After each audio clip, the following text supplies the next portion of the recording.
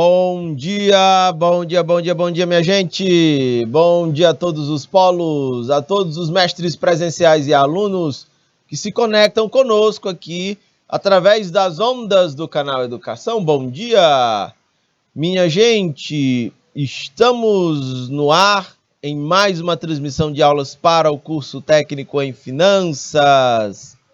A disciplina Introdução aos Sistemas Econômicos e Financeiros. Bom dia, minha gente. Hoje são 23 de agosto do ano de 2022 e é uma terça-feira de manhã. Nós vamos juntos aqui até às 9 horas da manhã com a disciplina de Introdução aos Sistemas Econômicos e Financeiros. Beleza? Câmbio. Depois a gente segue juntos aqui com o projeto de aprendizagem interdisciplinar. Bacana? Beleza? Estou aqui no estúdio 7. Eu, o John, como diretor de imagens, a Gardênia como profa assistente. Beleza, minha gente? John, pode botar o slide todo aí na tela, por favor. Estou olhando aqui para o IPTV e vejo desde já conectados conosco os polos de Landry Sales, de Monte Alegre e Nova Santa Rita. Bom dia, minha gente. Sejam bem-vindos para mais esta transmissão, viu, de aulas aqui do curso técnico em Finanças. Hoje, 23 de agosto, é dia do combate à injustiça. Hoje é dia do internauta. É dia de todos nós, né? Já que cotidianamente a gente sempre está se conectando aí com a internet. Opa, olha aí, Landry Sales, a mediadora é a profa Raíssa. Bom dia, profa. Tudo bem com você? Hoje também é o dia da lembrança das vítimas... Peraí, deixa eu ver aqui. É o dia da lembrança do tráfico de escravos e da sua abolição, viu? Dia do promotor de vendas e por aí vai. Beleza? Deixa eu só tomar um carocinho de água aqui.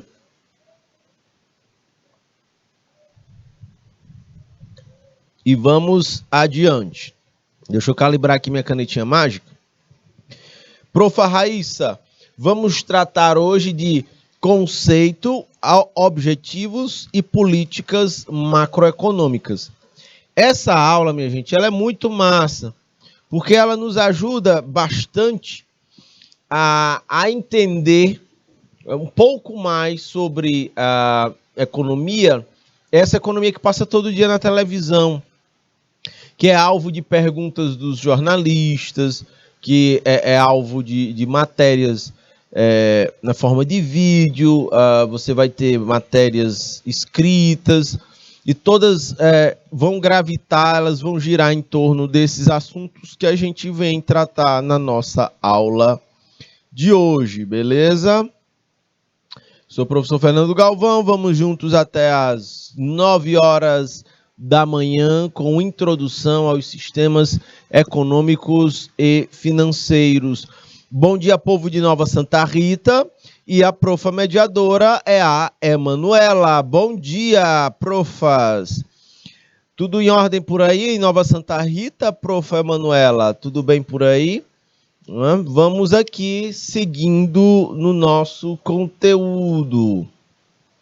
John, bota a cartelinha aí, hora de praticar, para a gente fazer aqui um resgate de alguns tópicos muito importantes que nós tratamos na aula passada, beleza? De acordo com o Rubem Alves, a aprendizagem é tudo que fica depois que o esquecimento faz o seu serviço. Então, para a gente atrapalhar o serviço do esquecimento, a gente reforça o que discutimos na aula passada. Então, na forma de perguntas, aqui a gente vai tratar de alguns assuntos muito importantes da última aula, beleza? Ok, Nova Santa Rita, a profa Emanuela está dizendo que está tudo ótimo. Muito bem. Então, vamos juntos aqui nessa terça-feira dia 23 de agosto. Né? Beleza? Vamos adiante. Pode tirar a cartelinha aí da tela, John? Muito bem. Vamos lá. Vejam só. Vamos à primeira questão. Pode tirar a cartelinha, John? Beleza. Então, deixa eu só botar o marca-texto e o verdinho aqui. A gente falou semana passada sobre estruturas de mercado, sobre diferentes formas de encontro entre quem compra e quem vende, entre a oferta e a demanda, né? Então, uma dessas formas é a concorrência perfeita. Na verdade, essa, inclusive, ela é muito mais uma ideia. É uma ideia de como um mercado ideal deveria funcionar. Então, ela serve de parâmetro, né? Ela serve de exemplo para as demais estruturas de mercado. Então, as características de uma concorrência perfeita foram discutidas conosco aqui no estúdio. Então, vamos lá ver do que é que se trata a concorrência perfeita. Ou pura, é onde existe um grande número de empresas oferecendo o mesmo produto. Faltou um ozinho aqui, né? Isso, verdade. Eu me engasguei com o O desse monopólio aqui. Tá faltando um ozinho aqui, ó. Monopólio. Beleza? Então, na concorrência perfeita, tem um grande número de empresas, né? E um grande número de consumidores interagindo. É um grande número de pequenas empresas, na verdade. E um grande número de consumidores. Como existe um grande número de empresas, cada uma delas representa apenas uma pequena parcela do mercado. Ou seja, uma empresa só nessa concorrência perfeita, ela não tem poder de influenciar todo um mercado. Tipo, ela aumenta o preço e todas as outras do mercado vão acompanhar aumentando o preço. Não, ela não tem tanta força de mercado assim. Entendem? Numa concorrência perfeita, existe, deixa eu destacar aqui em amarelo, um grande número de empresas. Deixa eu botar aqui o marca-texto amarelo. Um grande número de empresas. A concorrência perfeita tem simetria de informação. Simetria de informação, eu mencionei para vocês, é a perfeita distribuição da informação. Todo mundo sabe o que é vendido, quem é que vende e a que preços. Então, bora imaginar que a gente aqui venda tomate, eu, a Gardênia e o John. Se o John inventar de botar o preço mais alto do tomate, as pessoas vão saber que o John está mais caro e que na Gardênia e comigo está mais barato. Então as pessoas vão deixar de comprar no John e vão comprar na Gardênia ou de mim. Sacam? Essa é a simetria de informação. Quando tem a assimetria, quando a informação, nem todo mundo tem a informação correta, o que é que acontece? Eu vendo barato, a Gardênia vende barato, o John vende mais caro, a mesma coisa, só que como as pessoas não sabem, quem é mais preguiçoso, na hora que chega na banca do John, compra, porque não sabe onde tem mais barato. Aí acaba pagando mais caro por isso, pelo desconhecimento, pela falta de informação. Quantas vezes a gente não faz isso, né? A gente chega nos lugares, vamos comprar as coisas de cara ali, logo a gente compra e depois de passado um tempinho, se a gente for dar uma sondada, a gente vai ver que aquele produto que a gente comprou mais caro, tinham outros lugares mais baratos. Só que a gente foi vítima da assimetria de informação. A informação mal distribuída não me ajudou nesse sentido. Eu acabei pagando caro por não saber onde tinha mais barato. Essa é a lógica da simetria ou da assimetria de informação. Numa concorrência perfeita, num mercado ideal, todo mundo tem a mesma informação, todo mundo sabe exatamente o que é que está sendo vendido, por quem e a que preços. Detalhe, na prática, o que existe é assimetria de informação, ou seja, ela não está, na prática a gente não vê todo mundo com pleno conhecimento e informações de como é que o mercado funciona. Por isso que no mercado tem muita gente que se beneficia dessa má distribuição da informação. Muita gente que vende coisas mais caras do que elas realmente são. E se aproveitam por quê? As pessoas não sabem disso. Tá bom? Outra característica de um mercado ideal é a livre entrada e saída de players, de jogadores no mercado, de vendedores no mercado. Entra quem quer vender, sai na hora que quiser, entra na hora que quiser. Seria assim um mercado ideal. Na prática, não é assim. Na prática, existem barreiras. Quem já está no mercado tende a dominar o mercado e isso impede a entrada de novos jogadores aí. Isso a gente percebe principalmente no monopólio, principalmente no oligopólio. Ok? Então, essas são as características de um mercado ideal, como a gente brincou na semana passada, como deveriam ser as características, meninas, de um namorado ideal. Ou seja, um namorado ideal não existe, um mercado ideal também. Ele não existe, ele só se verifica no plano das ideias. Beleza? Povo de Joaquim Pires, bom dia, bom dia. As profas mediadoras já deram seus nomes aqui, de Landry Salles é a Raíssa, de Nova Santa Rita é a Manuela. Aqui em Joaquim Pires, mestre ou mestra presencial, por favor, diga seu nome aqui pelo chat do IPTV. Minha gente, fiquem à vontade, fiquem muito à vontade para poder compartilhar suas dúvidas, seus exemplos e suas observações aqui na aula, tá bom? Podem me bombardear de perguntas, né? E eu estou aqui para isso. Tudo bem? Vamos adiante. A segunda questão é o que é que fundamenta o monopólio? Né? Eu quase me engasguei com esse O aqui. Então, o que é que fundamenta o monopólio? Quais são as características de um monopólio? O monopólio é uma só empresa vendendo seu produto ou prestando seu serviço para todo um mercado consumidor. O professor Chaguinha e Joaquim Pires, grande abraço, mestre. Seja bem-vindo para mais esta transmissão, você e a sua turma bacana. Então, minha gente, o monopólio é quando eu só tenho um único vendedor ou produtor para atender todo um mercado.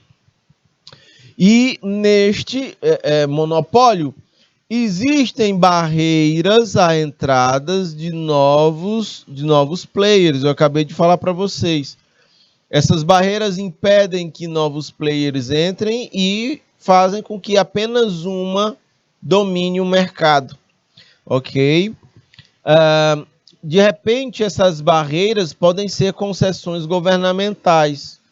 Ora, se eu ganho uma concessão governamental, é como se houvesse um contrato que me permite, durante 20, 15, 30 anos, estar fornecendo aquele serviço no mercado para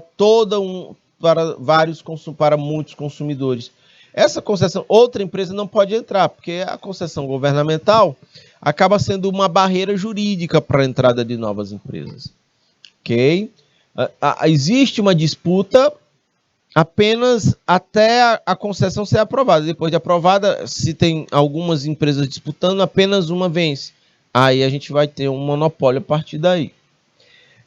No monopólio também, mestre Chaguinha, Manuela e mestra Raíssa, a gente vai ter a assimetria de informação, ou seja, os consumidores não têm consciência de todas as informações necessárias sobre esse mercado, ok? Porque o monopolista, a pessoa que vende somente isolada ou sozinha para todo o mercado consumidor, ela acaba concentrando as principais informações sobre aquele mercado. O consumidor, ele acaba ficando refém, ele acaba ficando dependente, né, do monopolista, tá bom? Se o monopolista aumentar o preço acima do que o produto ou o serviço realmente deveria ser, o consumidor não fica sabendo, né? Ele vai saber do aumento de preço, não sabe a proporção, mas vai continuar pagando do mesmo jeito. Entendem? Porque ele depende do monopolista. Então, quem vende tem muito poder em relação a quem compra no monopólio. Também um outro exemplo de barreira à entrada de novos jogadores ou novos players nesse mercado é a lei de propriedade intelectual, né? A gente viu isso aqui no projeto de aprendizagem interdisciplinar, que são as marcas e patentes, direito de propriedade intelectual. Se você patenteia uma marca, você patenteia aí faz a patente de uma fórmula de um medicamento, por exemplo, aí você passa a ter o direito jurídico de gozar de todos os lucros das vendas daquele produto que só você pode vender porque você tem aquela patente. Beleza? Tudo bem? Então, essa é a pegada, beleza? Das marcas e das patentes. Isso acaba impedindo a entrada de novos players, novos jogadores nesse mercado. Aí eu coloco como um exemplo disso empresas de fornecimento de energia elétrica, são monopolistas, companhias aéreas em pequenos países. Pode ser também, minha gente, uma empresa de ônibus que somente a linha que corre aí nos polos de vocês, de repente pode ser um monopólio ou pode ser um oligopólio. Se for só uma empresa que faz as viagens intermunicipais aí no entorno da região de vocês, é um monopólio, sacam? Se forem poucas empresas, tipo 2, 3, agora aí a gente já tem um monopólio. São poucas empresas dominando o mercado consumidor. Ficou claro? Aí em Joaquim Pires, aí em Elandre Salles, aí em Monte Alegre do Piauí, e em Nova Santa Rita, em algum desses polos tem apenas uma empresa de transporte interestadual, que circula aí no trecho de vocês. Me ajudem aí. Se houver, é um monopólio, porque aí eu só tenho uma empresa prestando esse serviço, as pessoas dependendo apenas dessa empresa para se transportar via ônibus pela região. Ok? Beleza, minha gente? Tudo bem? Me deem exemplos aí.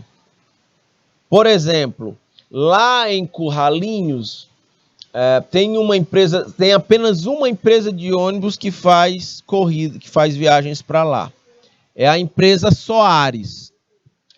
Lá é só uma, então a Soares tem um monopólio das linhas de ônibus lá, ok? Ó, Nova Santa Rita está dizendo que tem a Lídia e tem a Transpiauí, não é? Então vejam, tô brincando, é porque o povo chama de Lídia, né? A líder, mas tem a Lídia e tem a Transpiauí. Então, profa, sobe um pouquinho aí o chat já. John, sobe só um pouquinho. Só um pouquinho. Nova Santa Rita. Aí, a profa Emanuela, pode descer. Profa Emanuela, então, aqui em Nova Santa Rita, vocês têm um oligopólio. São duas empresas dominando este mercado de transporte de ônibus aí. Também tem a LD Turismo, né? Oligopólio. Então são 3. Tem a Lídia, a Transpiauí, Prof. Emanuela e a LD Turismo. São as 3 empresas que vão fazer aí a circulação o transporte, né, de pessoas interestadual aí. A gente chama de oligopólio, né? Tá bom? Da região. Beleza? Vamos adiante, minha gente. Características de um mercado de concorrência perfeita. Na verdade, aqui está errada aqui a pergunta, viu? Aqui são exemplos de oligopólio que eu estou mencionando aqui, né? Aqui eu errei neste enunciado. Eu estou aqui pedindo exemplos.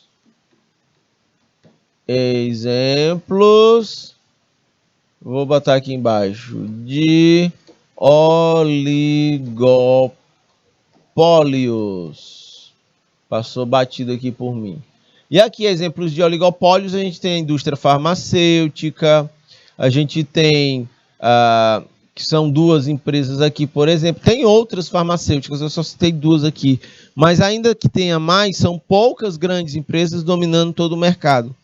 Aí eu tenho a indústria automobilística, Honda, Fiat, Renault, BMW, Mercedes-Benz, GM, Toyota, Jeep. Ok?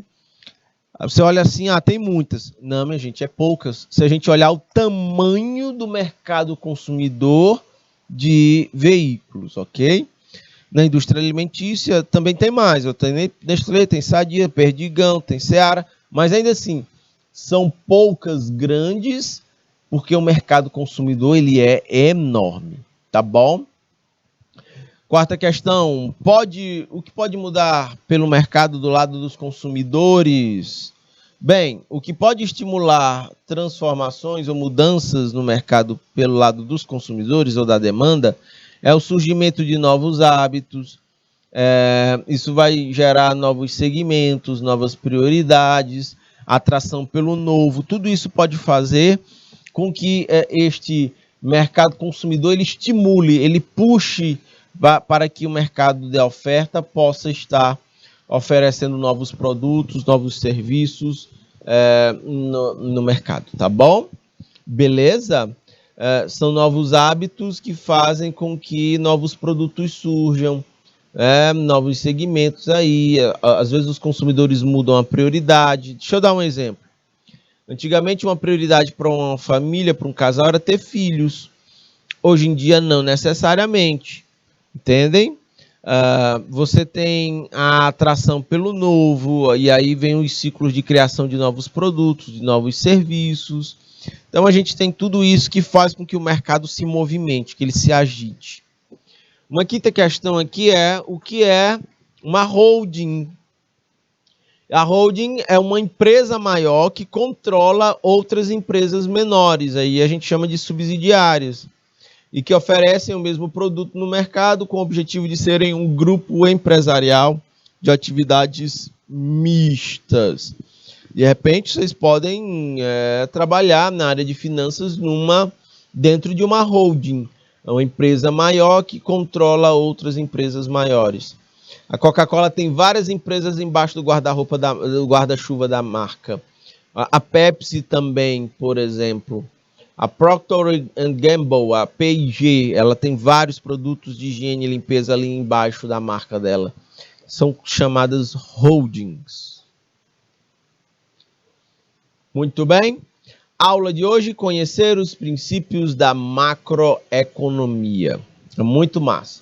Fiquem muito atentos, porque a gente vai aqui discutir muito assunto relacionado ao que a gente vê todo dia na televisão, entrevistas, matérias, né, e tudo mais. Geralmente, quando o povo me chama para dar uma entrevista na rádio, na televisão, ou para escrever alguma coisa para a internet, é nesse assunto que eu sempre tendo a ser acionado. O pessoal sempre me aciona tentando entender um pouco sobre o que está acontecendo na macroeconomia. Beleza? E essa macro, volta aqui para mim, John, por favor. Essa macro, ela pode ser tanto de reflexos internos no Brasil, como ela pode ter seus reflexos externos. Beleza? Influências internas e externas. Às vezes está tudo bem internamente, algum evento externo vem e baldia tudo. Às vezes está baldeado internamente, está baldeado externamente. Sacam? Tem esses elementos aqui que essas relações que a gente precisa entender. Não, o que acontece aqui dentro não tem força para influenciar a macroeconomia internacional, mas a macroeconomia internacional pode afetar a macroeconomia nacional. Tá bom? Beleza, minha gente? Tudo bem? E entendam, vamos ao termo macroeconomia, maior. Deixa eu explicar como é que a macro olha para a economia. É como se o método, o método de análise da macroeconomia, ele é dedutivo.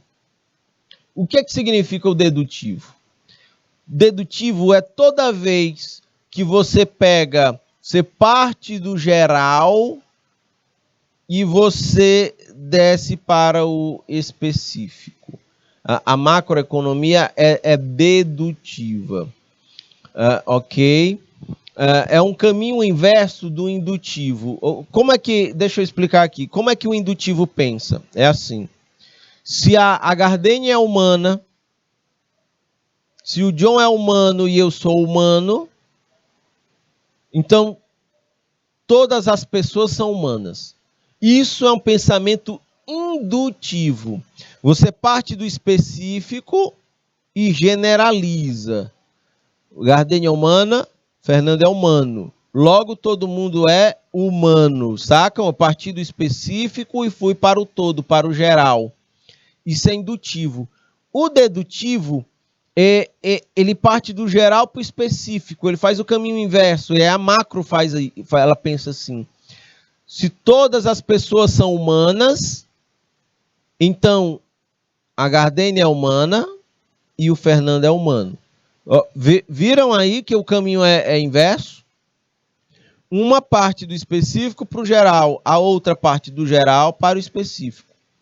Então, a macroeconomia, ela começa nas generalizações e ela vai e desce esse tipo de análise para as situações específicas. Ok?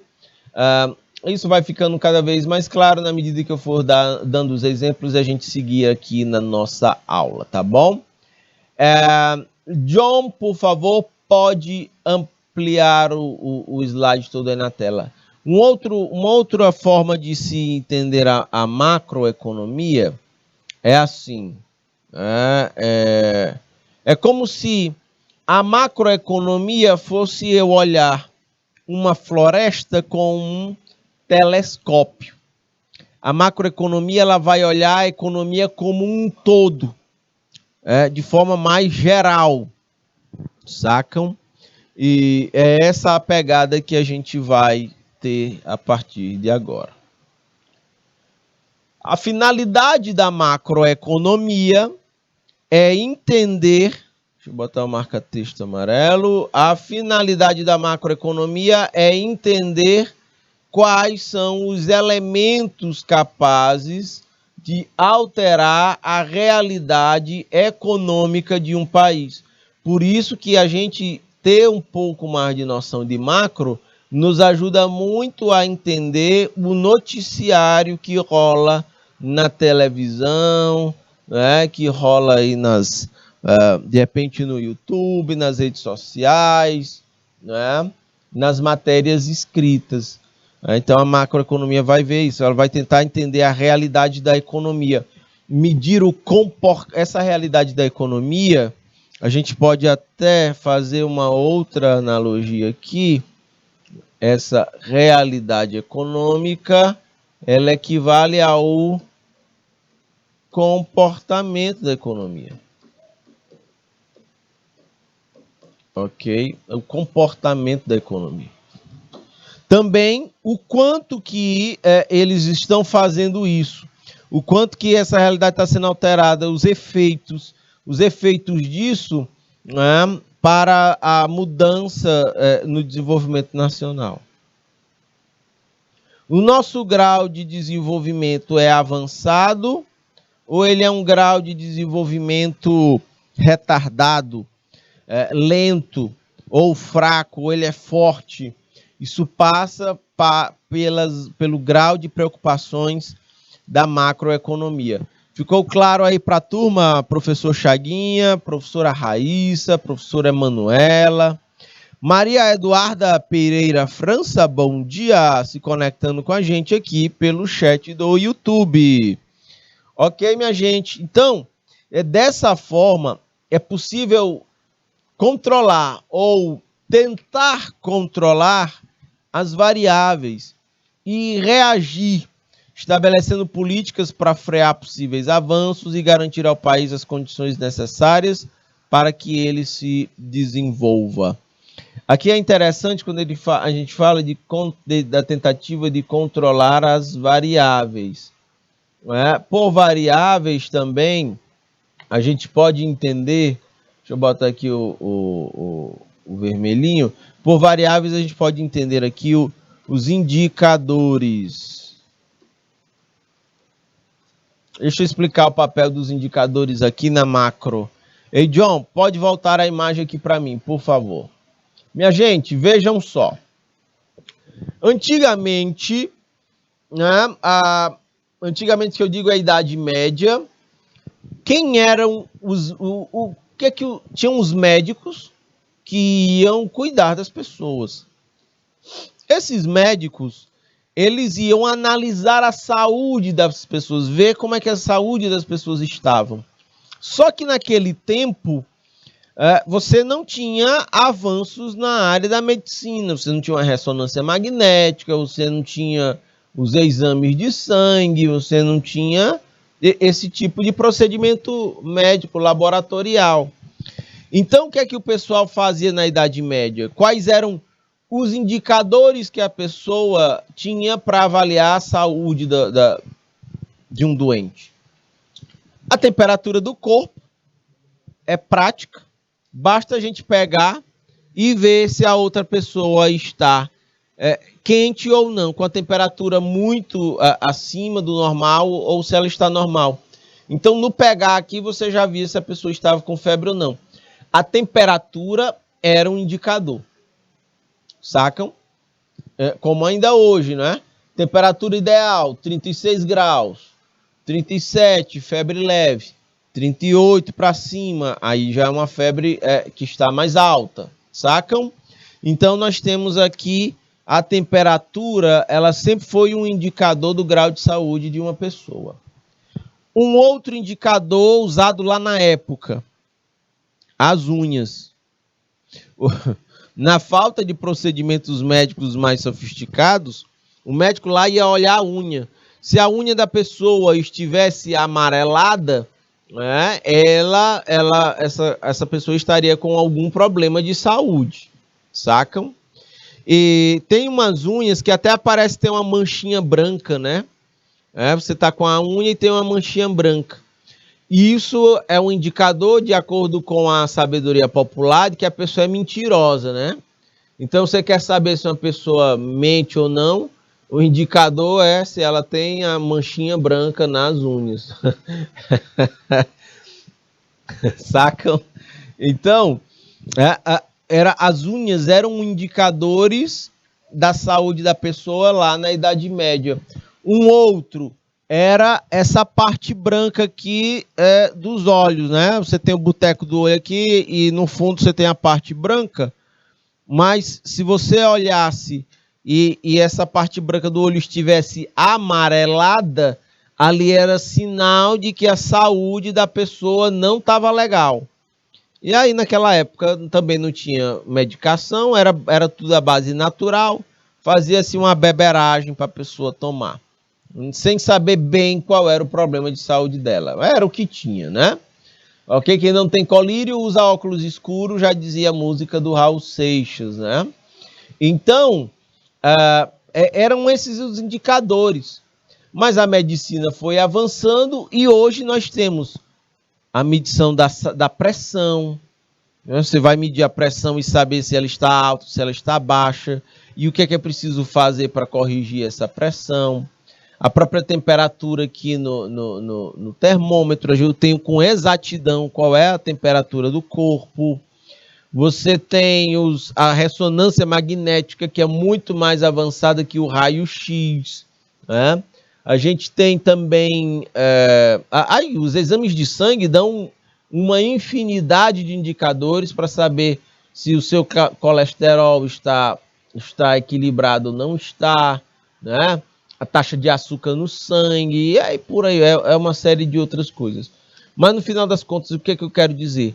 É que esses indicadores de saúde são muito importantes para a gente entender como é que o organismo humano está e o que se não estiver, o que é preciso fazer para corrigir, sacam? Na economia, e principalmente na macroeconomia, também se faz a mesma coisa. A gente usa alguns indicadores econômicos que nos ajudam a entender como é que está a economia agora e o que é preciso fazer para a economia reagir no futuro ou amanhã. Tá bom? Essa é a ideia dos indicadores. E a gente vai falar sobre vários desses indicadores aqui na aula de hoje, porque eles nos ajudam a entender como é que está a economia. Se ela está em crescimento econômico, se ela está estagnada ou parada, se ela está em recessão econômica, né? E aí a gente vai avaliar tudo isso, tá bom?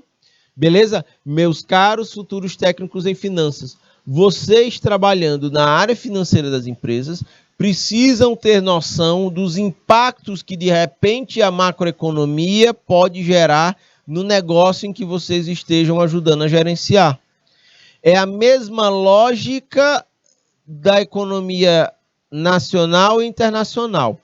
O que acontece na empresa que você trabalha não é capaz de afetar o mercado, a macroeconomia nacional. Mas o que acontecer na macroeconomia nacional pode impactar, inclusive, duramente na empresa, na área financeira da empresa na qual você venha trabalhar. Ok, minha gente, câmbio. John, por favor, pode ampliar o slide todo aí na tela. Beleza. Deixa eu só tomar um carocinho de água aqui.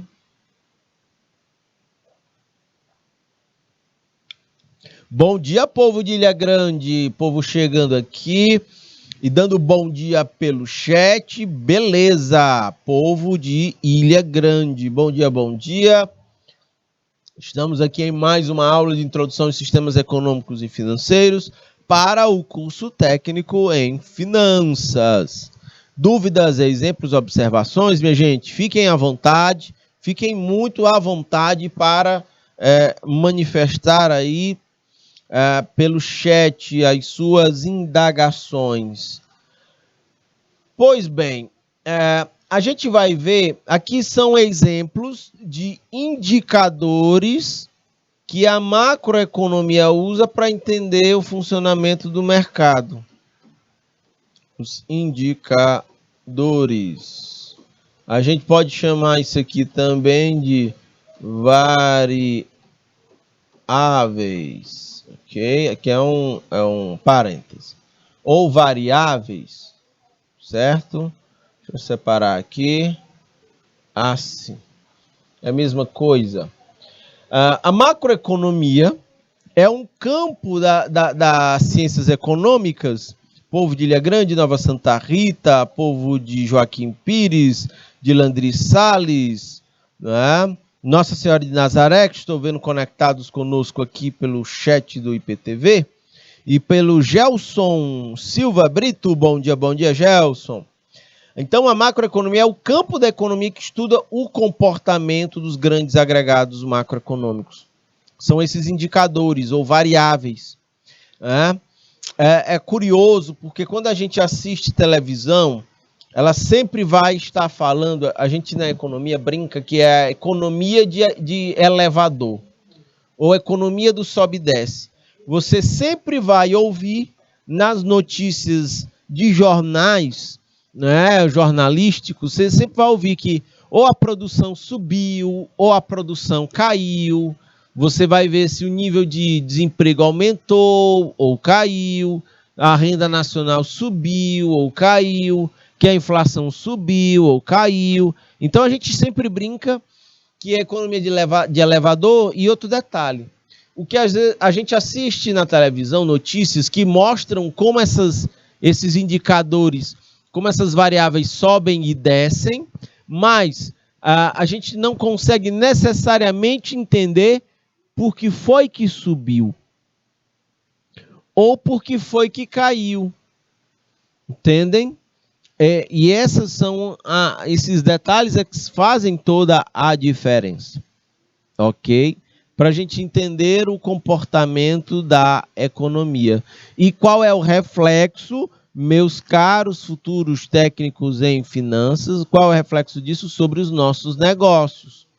Por exemplo, você tem uma pandemia que gera uma necessidade de distanciamento social, uma necessidade de fechamento parcial dos mercados, e como essas medidas sanitárias e necessárias para o momento, como elas interferiram na atividade econômica.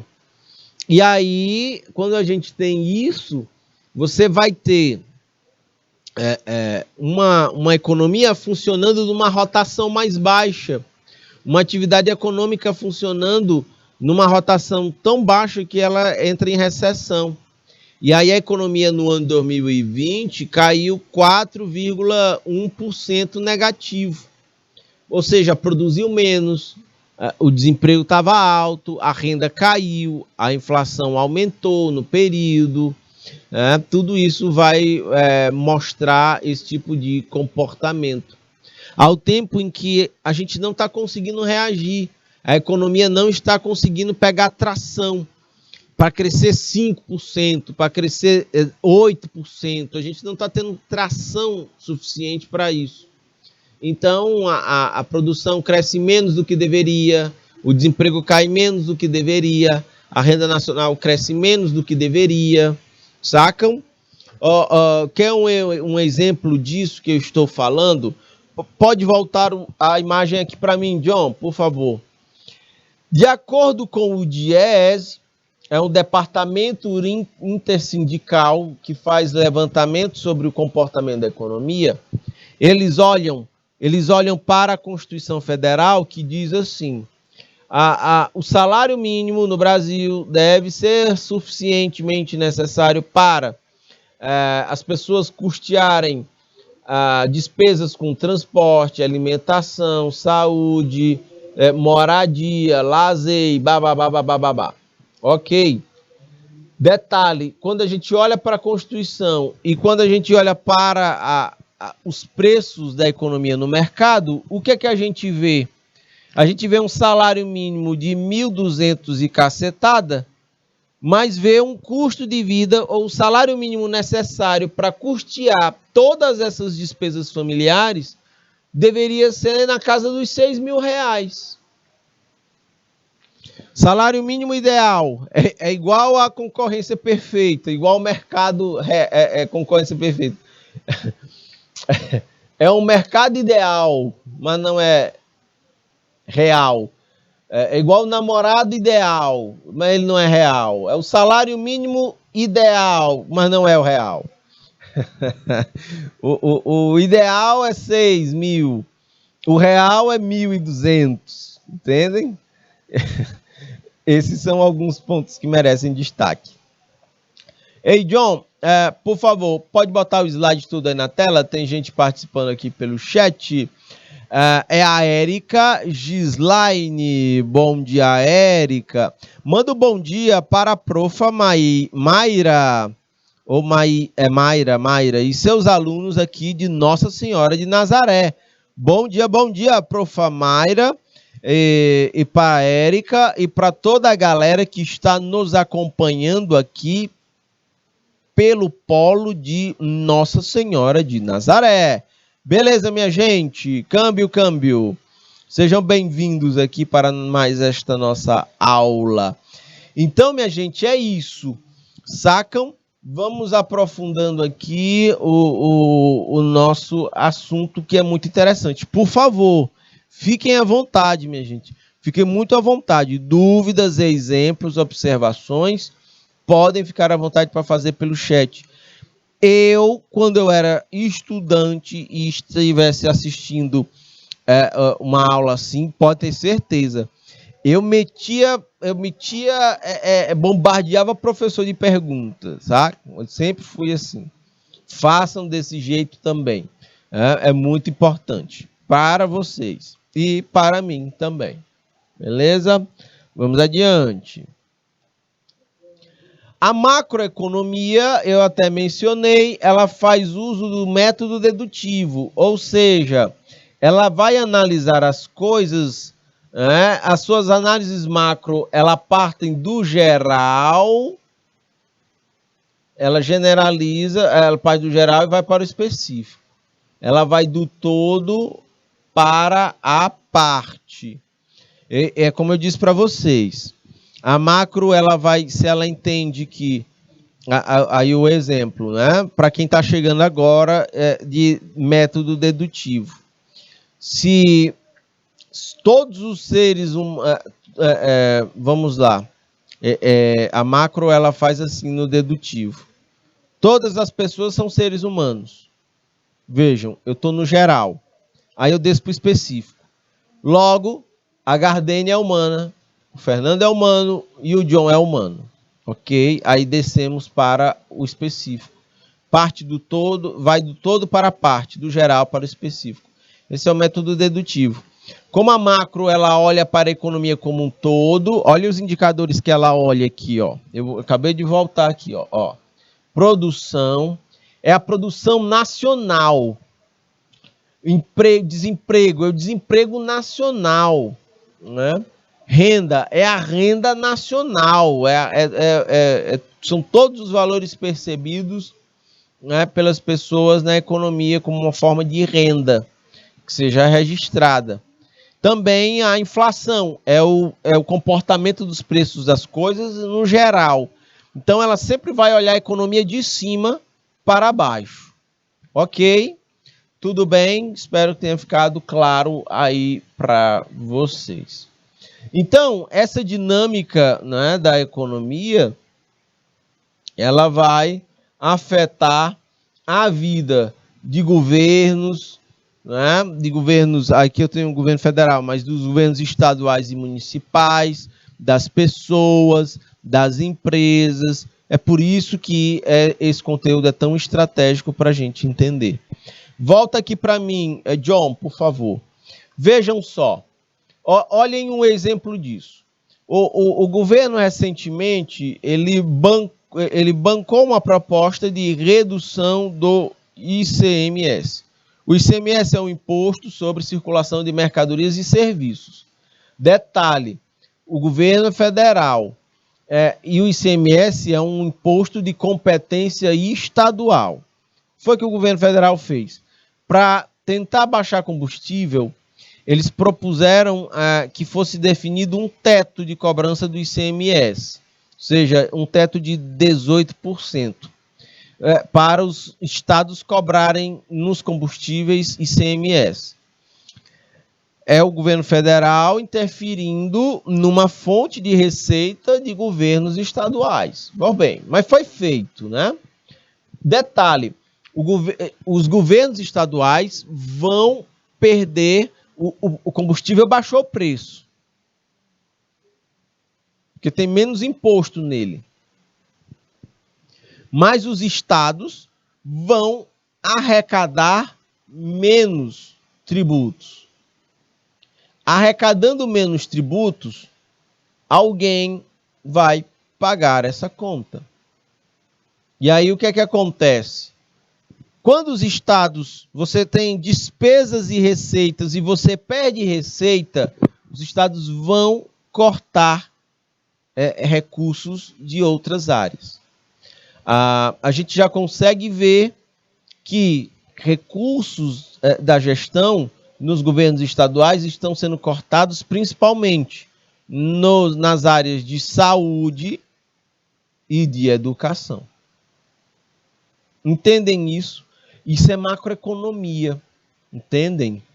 Você conseguiu baixar o preço da gasolina para quem tem carro abastecer, mas isso vai consumir recursos da saúde e da educação. Vejam como não tem tarefa fácil. Uma outra coisa importante em macroeconomia. Uma medida, ela quer gerar uma ação. Uma ação quer gerar um efeito, na verdade. Uma medida do governo é ação, né? Ela quer gerar um efeito. Mas geralmente não para por aí. Uma ação gera um efeito de primeira ordem, de segunda, de terceira e de quarta ordens. Vou continuar no exemplo do ICMS.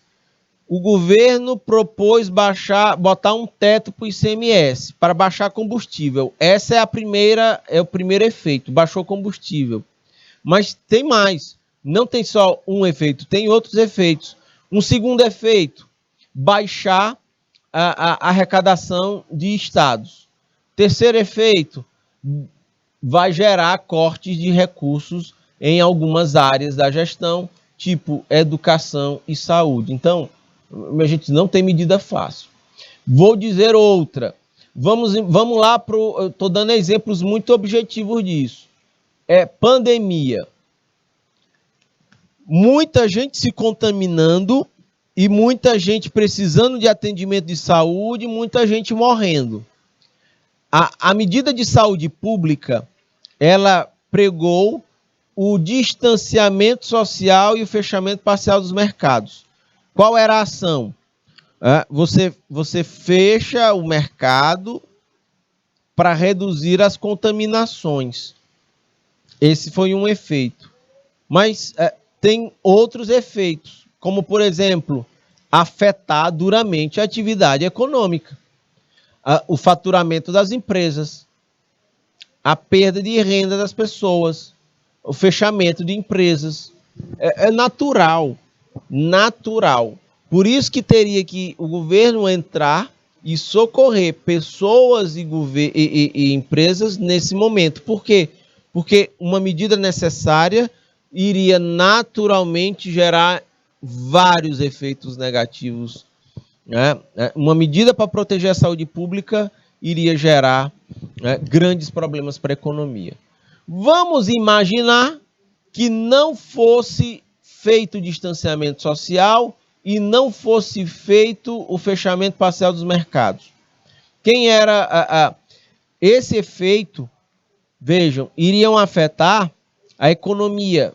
Ela poderia continuar girando, mas eu teria muito mais gente se contaminando, muito mais gente morrendo. E outro detalhe, as pessoas se contaminando naquela época, elas ficavam 15 dias afastadas do trabalho. Bora imaginar canal Educação sem o distanciamento social e sem o fechamento parcial. As aulas nós não paramos, mas a gente foi para um regime remoto. Tiveram várias aulas que eu ministrei lá de casa, por exemplo, tá bom? Então vejam, para não circular tanto, para reduzir aqui o índice de contaminação.